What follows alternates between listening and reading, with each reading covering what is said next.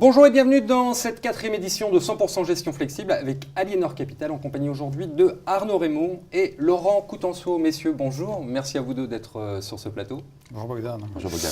Et nous retrouverons aussi en cours d'émission Frédéric Lorenzini pour l'avis d'expert et Stéphane Queleyan de la Financière du Capitole pour un jeu de questions-réponses avec mes deux invités. Mais pour l'instant, la parole à vous. Arnaud, vous allez bien ? Bien, merci. Parce que j'ai beaucoup de questions pour vous. On n'y comprend plus grand-chose sur les marchés actions depuis quelques années. Est-ce que vous avez compris quelque chose ? On ne gère plus des cycles économiques en stop and go monétaire et budgétaire, mais on est dans une phase de transition économique parce qu'on traite des problèmes structurels. Ça veut dire donc croissance molle et ça veut dire aussi yo-yo économique et yo-yo des marchés.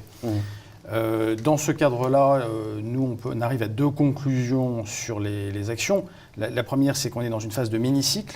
On est très très sensible à des crises et au traitement des crises. Donc il faut détecter. Ce qui veut dire qu'auparavant, on avait une crise toutes les 7-10 ans et là, on en a quasiment tous les ans, c'est ça ? On a plutôt une, on va dire tous les 6 mois, 6-9 mois. D'accord. Que l'on traite aussi de la même façon, mais il faut être beaucoup plus vigilant sur ces crises parce que le yo-yo est de plus courte durée. L'autre chose aussi que l'on peut dire dans cette phase de transition économique, c'est qu'il y a une extrême différenciation qui se produit à l'intérieur du marché des actions. Et l'indice n'est pas monolithique, mais il peut se décomposer en sous-indices par type de valeur. Et ce que l'on constate, c'est que les valeurs de croissance en moyenne sur les 3 dernières années, malgré des marchés qui font zéro, ont tendance à progresser plutôt régulièrement. Les valeurs cycliques, elles, yoyotent avec les indices. Et on a 25% ou 30% de la cote qui sont constituées de rentes déclinantes, qui là ne font que baisser d'année en année. Alors, lesquelles vous intéressent ? Les valeurs de croissance, j'imagine ? Alors, dans ce cadre-là, toutes nous intéressent, mais ça dépend de où on est dans le cycle. Donc, en phase de reprise du cycle, il faut être très, très cyclique et financière. Et là, il faut comprendre le déclencheur d'une reprise. Et souvent, on n'a pas le loisir d'attendre un mois et demi pour se réinvestir. Ça se joue plutôt à la semaine près. Une fois que cette phase de normalisation est terminée, ce sont plutôt les valeurs de croissance sur lesquelles il faut être, parce que c'est l'endroit où on a un peu de croissance régulière. Et surtout, c'est là qu'on est le plus à l'abri en cas de crise. C'est-à-dire, si une crise revient, les valeurs de croissance chutent beaucoup moins que les autres. Donc, même si on ne comprend pas le déclencheur de la crise, on a un peu moins à perdre en étant sur ces valeurs-là. Voilà où on en est. Alors, où on en est aujourd'hui très précisément sur les actions, on est très exactement dans la phase de normalisation. C'est-à-dire que ce qu'il faut avoir là, c'est valeurs de croissance. Et si jamais un choc se produit, peut-être à cause de l'Italie ou à cause d'autre chose, si jamais un petit choc se produit ou un plus gros choc, on a nettement moins à perdre sur les valeurs de croissance et en étant couvert, on n'a même quasiment rien à perdre. Alors vous avez aussi des taux. Alors sur les taux, le constat, oui, est un peu. Là, vous comprenez quelque chose au taux, à ce qui se passe sur les taux ? Parce que là aussi, c'est. La meilleure façon de se différencier aujourd'hui, c'est tout simplement de jouer le retard des agences de notation sur la situation réelle des sociétés. Mais il y a quelque chose à faire quand même sur la partie taux aussi. Il y a vraiment quelque chose à faire. Sur la partie sélectivité différenciation, sur un certain nombre de signatures, il reste quand même pas mal d'anomalies dans le marché. Oui. Arnaud, merci. Laurent, c'est à vous. Qu'est-ce qu'on peut en tirer comme conclusion en termes de produits ?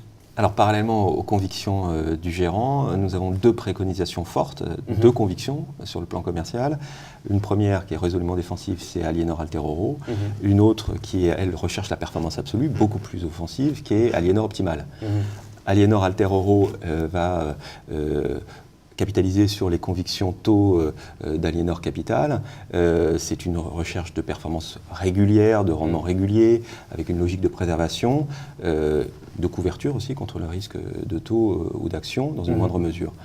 Optimal, lui, concentre les convictions actions d'Aliénor Capital et notamment est investi aujourd'hui essentiellement en valeur de croissance. Et on retrouve tout le discours d'Arnaud dans les 2 fonds. C'est bien la même stratégie d'investissement, la même équipe de gestion, les mêmes convictions qui sont déclinées selon 2 profils de risque, 2 objectifs de gestion. Laurent, merci beaucoup. Place maintenant à l'expert. Frédéric, bonjour. Bonjour. Est-ce que le grand public a bien compris ce qu'était la gestion flexible ?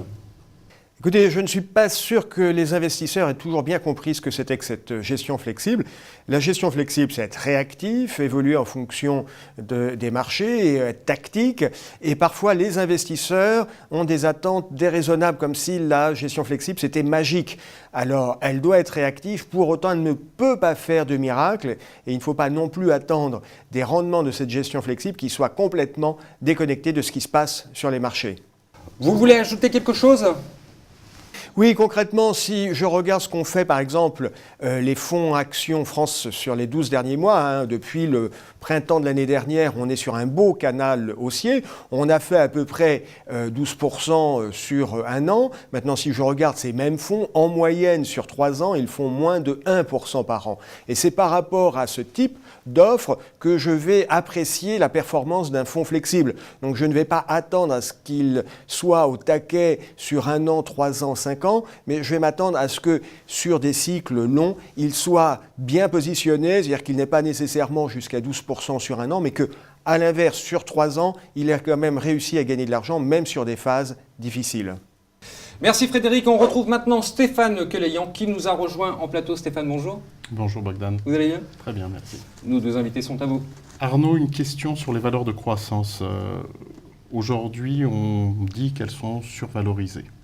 Qu'en pensez-vous ? On ne peut pas dire qu'avec des PER moyens de l'ordre de 18-19 sur ces valeurs-là, elles sont vraiment chères. Alors, elles sont certes relativement chères par rapport au reste de la cote, et en particulier par rapport aux rentes déclinantes, mais ce sont des sociétés qui gardent des taux de croissance des résultats de l'ordre de 10-12% par an. Donc, après tout, finalement, elles pourraient très bien valoir 20, 21, 22 fois les résultats attendus sur l'année. Ça ne poserait pas de problème. Donc, non. D'accord. Vous vous dites différenciant sur la poche oblique. Est-ce que vous pourriez me citer 2 exemples concrets ? Lafarge est une notation W+, donc junk bond en théorie. Lafarge, en fait, pour nous, est une qualité de crédit qui est tout à fait équivalente à Saint-Gobain. Saint-Gobain, sur 5 ans, ça se traite à 1,90 de rendement. Et Lafarge se traite à 3,70 de rendement sur 5 ans. Donc pour nous, il n'y a pas photo. On peut avoir un pick-up de 2 points en achetant du Lafarge, avec un risque très faible. Le deuxième exemple, ouais. Un autre exemple, ce serait CMA-CGM, qui est moins connu, mais qui est le numéro 3 mondial dans les sociétés de shipping en porte-conteneurs. C'est 10 milliards de dollars de chiffre d'affaires, une société qui s'est totalement restructurée. L'obligation CMA-CGM se traite à 10 de rendement, à peu près, plus ou moins 10 de rendement à 7 ans. Pour nous, c'est une anomalie patente. Laurent, les CGP ont vécu une année difficile sur Aliénor Optimal. On s'est senti un petit peu délaissé, clairement. Qu'est-ce qu'on peut espérer aujourd'hui ? Alors, nous sommes bien évidemment conscients des difficultés causées par la contre-performance d'Aliénor Optimal. On doit y apporter, nous, une réponse très claire et ferme. D'abord, vous dire que Aliénor Optimal reste une conviction forte pour nous en termes de solutions d'investissement, cette recherche de performance absolue qu'on évoquait tout à l'heure. Tout est fait pour qu'on reparte sur de bonnes bases, en capitalisant d'une part, du point de vue de la gestion, sur la réactivité du fonds, qui a déjà fait ses preuves, je pense en 2008 notamment ou en 2009, et puis aussi sur le suivi de la gestion, c'est peut-être ce qui était évoqué dans votre question, en assurant une totale transparence des positions par la communication des états de portefeuille très régulièrement, complets, ou par la proximité que nous pouvons organiser avec les gérants, de façon à savoir très précisément les décisions et les actes de gestion qui sont pris. Est-ce que ça répond à votre question ? Entièrement. Stéphane, merci beaucoup. Merci Bogdan. Laurent, merci à vous aussi. Merci. Arnaud, merci à vous aussi. Merci Bogdan. Voilà, c'est tout pour cette 4e édition de 100% gestion flexible avec Aliénor Capital. Merci de nous avoir suivis et à très vite.